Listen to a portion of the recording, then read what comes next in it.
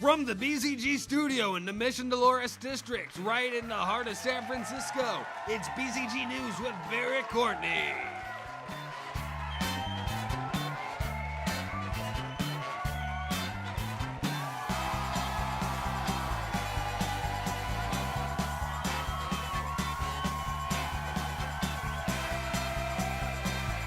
Thank you so much. Thank you over there. Thank you, guy, fake clapping guy over there. You're great. You're my favorite audience member in the entire audience that I have. I totally have an entire audience here. What's up, everybody? Welcome to BzG News. My name is Barrett Courtney, and yes, this is BzG's weekly show where I bring all of the important nerdy news you need to know about, and I give my take on it.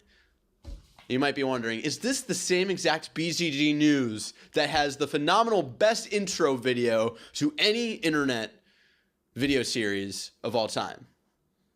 Quoted by Sean Pitts. Yes, it is. That's a loose quote. That's not exactly what Sean Pitts said, but he had some nice things to say about our intro video for BzG News on the most recent episode of Nerds of the Round Table, which you can find over on nerdsonline.com. I'm sure I'm like putting things right below me right here, showing you where to go, which was really nice. That meant a lot to me, Sean, if you're watching, because, you know, if you watch our videos and you don't agree with the shit that spews out of my mouth, I totally understand that. I'm a fucking dumbass. But if you like sort of the editing work that I put in, I fucking appreciate you, because that's the shit I love doing. It's editing videos.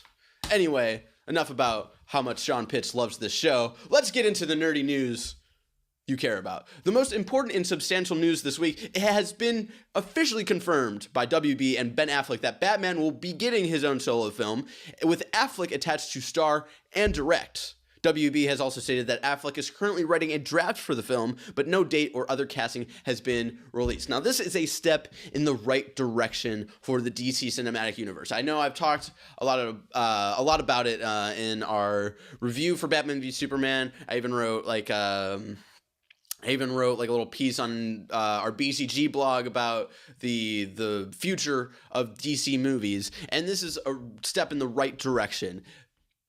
When they announced that Ben Affleck was going to be Batman, I was bummed. I don't think he's a great actor, and even in Batman v Superman, a lot of people praised him, and I can understand why people were hyped on the Batfleck, but he's still, like, he's not that great of an actor to my preferences, at least. He doesn't stand out, and as Batman, I don't think he really stood out. Because we really didn't really get to know Batman at all as a character. It was just sort of like, hey, it's Batman now, and he's going to fight Superman. But I am really excited because even though I've said in the past, Ben Affleck, don't like him as an actor. I don't really think he will fit Batman. It's hard to say if he fit Batman because I feel like we haven't really gotten to know who Batman is in this universe. But I think he's a great director. I love Argo. I love The Town. And I might be wrong about this, but I feel like he was involved in the writing team in those movies as well, even though I might be incorrect about that. Who knows? I'm excited that he's writing a draft for it right now. I'm excited that he's directing. He is really good at very subtle urgency, and that's what a lot of Argo is. I remember seeing Argo with back in high school with all my dumb high school friends, and even back then I was a pretentious movie critic person, and I fucking loved Argo. It was awesome. And then you have people like Daniel Fielding who's like, where's all the action? Why is it Argo like an action fucking spy movie? And it's like, Daniel, this is fucking history. It wasn't an action spy fucking piece of history. It was history about diplomatic shit. So there. But anyway, Daniel Fielding, you fucking suck. Just kidding. I love you. Come back to the show. Come back to San Francisco. Anyway, I really liked Argo. I really like The Town. I think Ben Affleck is really good at directing and bringing the best out in his actors. So, hey, we're like. Right now, WB is like you playing is like your character in a video game where you have like one hit point left, and you're just like, it's sort of just dragging itself, but there's still that possibility that you can get more like life points to make your character person. I don't know. This is a bad analogy. I thought right when I thought of it, I was like, oh, this is a good analogy, but then it really wasn't. But if you understand what I was saying, then fucking awesome. Anyway, remember when Lindsay Lohan was in that lawsuit with Take-Two that's still going on? Well, guess what? Someone else is suing Take-Two. That's right, Leslie Benzies is claiming that the company was attempting to force him out of his position at Rockstar while he was on sabbatical to avoid having to pay him royalties for the work he has done. Rockstar publicly responded with, quote, Leslie Benzies was a valued I can't talk today. I can never talk on these shows. I know, I'm sorry. Leslie Benzies was a valued employee of our company for many years. Sadly, the events that culminated in his resignation ultimately stem from his significant performance and conduct issues. Despite our repeated efforts to address and resolve these issues amicably, I don't know how to talk today. I'm so sorry, guys. Despite our repeated efforts to address and resolve these issues amicably both before and after his departure, Leslie has chosen to take this route in an attempt to set aside contract terms to which he previously agreed on multiple occasions, unquote. This reminds me of a certain fictional story arc from The Office. If you're familiar with the story that goes on in The Office, at one point, Michael is dating his superior boss, and she leaves, or the company fires her, basically, because of performance issues. She obviously doesn't care about her job, blah, blah, blah, and she thinks it's because she got a boob enlargement, and she thinks it's super sexist and all this stuff, but she's obviously terrible at her job and not terrible, but she obviously just doesn't give a shit anymore. And that's not a good investment for a company when someone who's working for you doesn't give a shit about the future of your company. So I feel like this might be the same thing of maybe Leslie Benzies was, not doing well at his job, and maybe he didn't notice that, and maybe other people took notice of that, and maybe while on sabbatical, which could have been forced or not. From what I understand, sabbaticals are like, okay, you have to take a vacation you need to take a vacation. That's what I understand of adult jobs and sabbaticals and whatnot.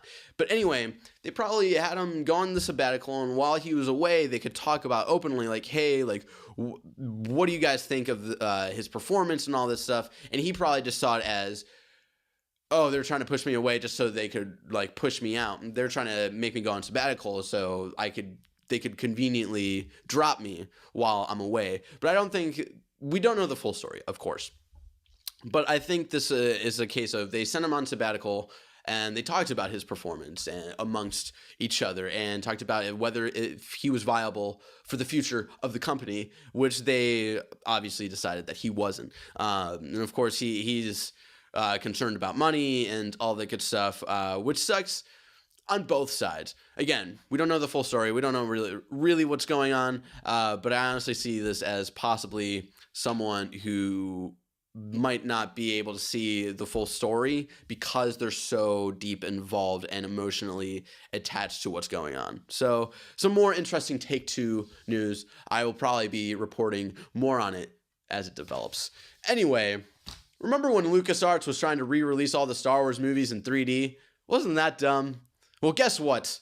In a not so dumb move, Alamo Drafthouse is bringing the original Star Wars trilogy back to the big screen. They will be doing a tour throughout 20 different cities with tickets going on sale starting May 4th. So it's an event basically of buy your ticket, you're going to be able to see the entire original trilogy at whatever selected venue they decide, which is a little weird. I'll get into that in a second. Moving on. The touring of the movies starts right here in San Francisco on August 6th and ends sometime in late August in Denver. The catch, it's not the actual original movies, it's the versions with George Lucas's true vision. So that's the double-edged sword there. It is like, yes, it would be awesome to see these movies on the big screen again, because my dad apparently took me to go see the 97 re-release, but, I was fucking like 2 or 3 years old, so I was a dumb kid. I don't remember shit back then. And those were the re-release with the new like CG effects and all that stuff. So that's what we're getting with this touring is the CG, the one filled with all the CG bullshit.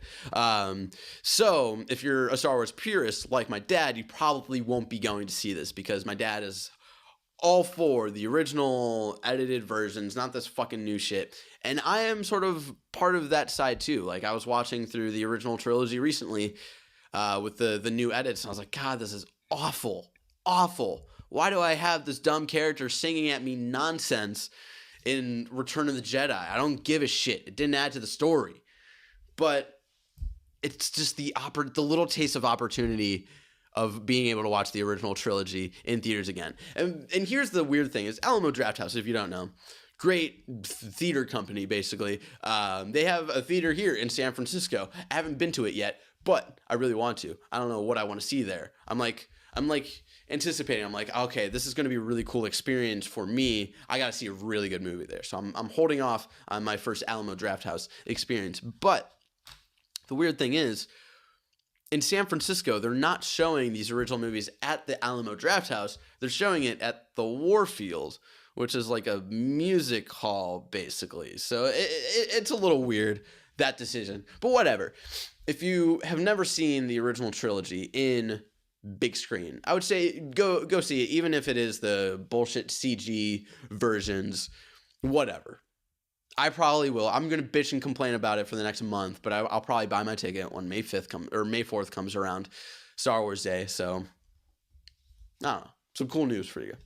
Anyway, if you're one of the tens of peoples excited for Marvel's Inhumans movie, well, you might need to be worried. This isn't like a big, huge news piece, but I just wanted to speculate here and talk about my feelings about this upcoming movie because I'm not excited for it. Kevin Feige recently stated in an interview that the release date for the movie may jump around. The movie is currently slated for 2019. Now, I know this isn't a big news story. It's not like actual substantial news. It's just rumors and bullshit. I know. I apologize for that. But the thing I want to say is Inhumans is being set up to fail because you have two ways you could go about the Inhumans movie. Right now, in Agents of S.H.I.E.L.D., they are setting up the Inhumans. And they're basically going to have to set up the Inhumans movie for the next 3 years if it stays in 2019. And so when you do the Inhumans movie, do you bring those characters in, totally fucking over people who haven't watched any Agents of S.H.I.E.L.D., which is totally understandable because that first season sucked ass, or do you not involve any of the people who are in Agents of S.H.I.E.L.D. building up Inhumans in the Inhumans movie, which totally fucks over all the people who are dedicated to Agents of S.H.I.E.L.D. who want to know what the Inhumans are, and then when they go into the movie, it's like, oh, hey, here's a totally different news story. It's weird. I don't think they should go through with it like the way it might jump around. I'm hoping that they go back on Inhumans and they say, oh, it was something that we wanted to do, but now it doesn't fit into what we now want to do. And that's the thing is Marvel is they like to announce a bunch of shit way too early, and that sort of sucks. It builds up a lot of anticipation and then gets forgotten about, and then it builds up a little anticipation. And Marvel needs to be better about how they announce movies moving forward.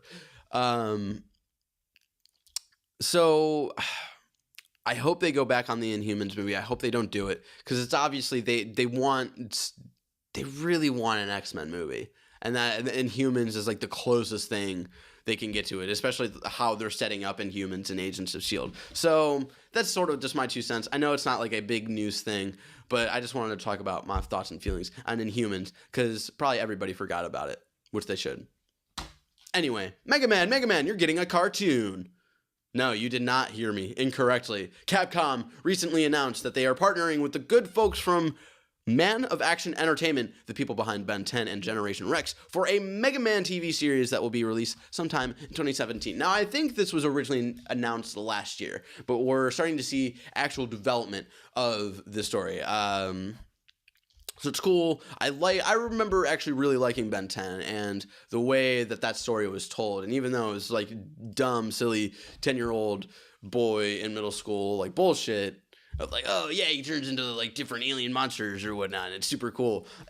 I thought it was a well-told story, and I think it would be interesting to bring those storytellers and give them Mega Man and see like what they can do with that.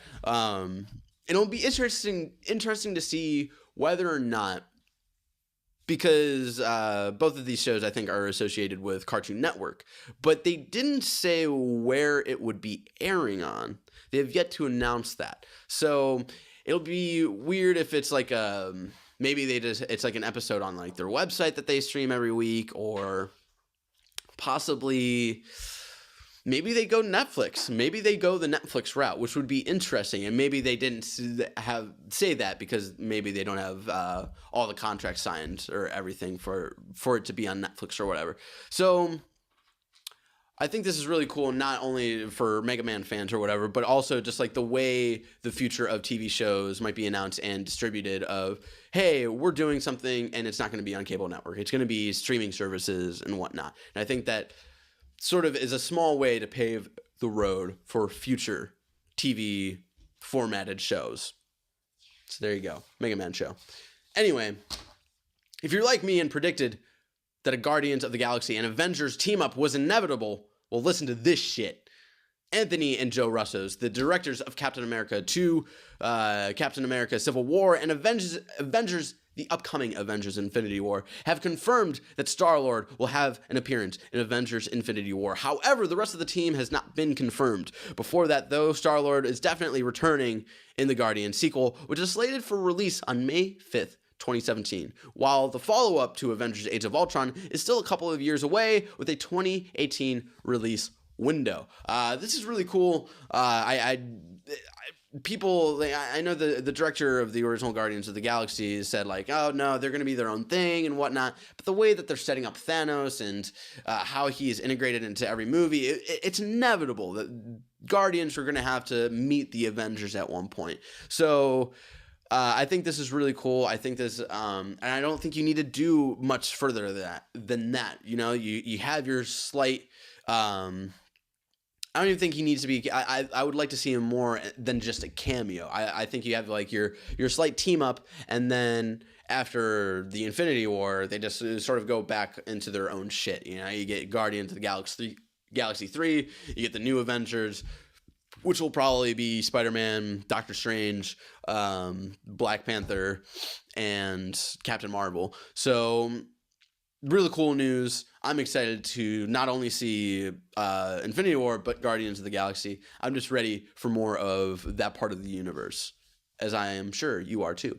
Anyway, for the final piece of news this week, if you've been living under a rock, Star Wars Rogue One trailer has dropped, which stars Felicity Jones as Jyn Erso, a woman who is sent by the rebellion to steal the famous Death Star plans that Luke and friends will use in Episode 4 to blow up.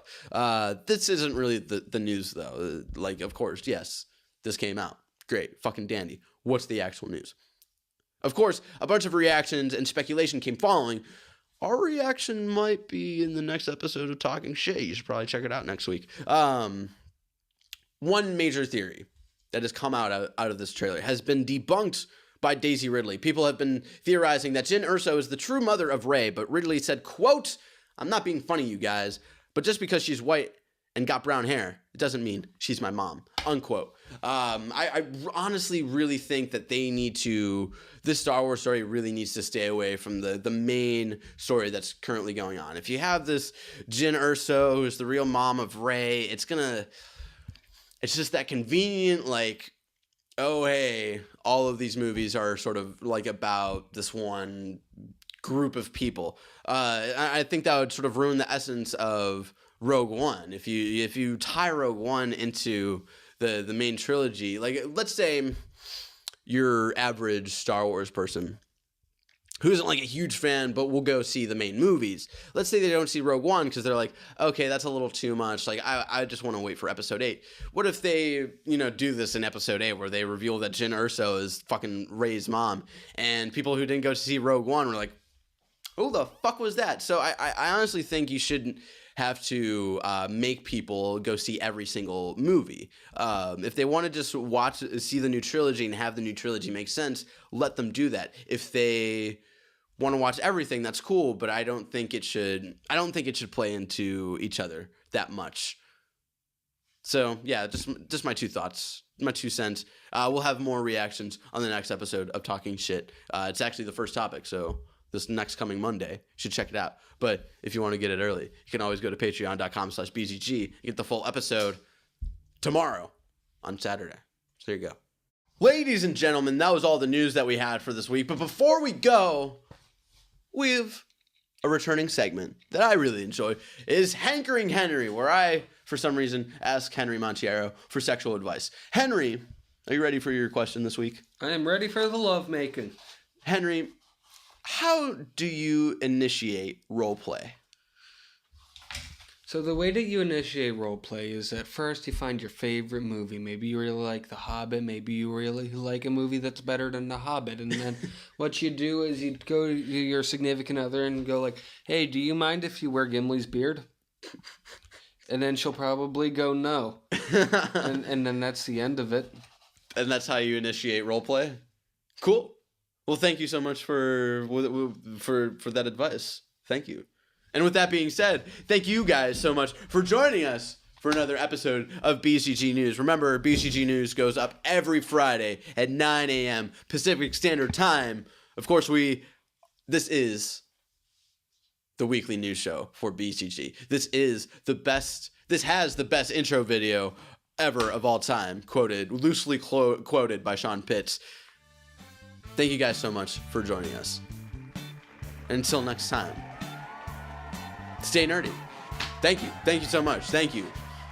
Thank you over there. Thank you, Sean Pitts. Remember to check out Sean Pitts, nerdsonline.com. Thank you guys. Thank you. Thank you so much.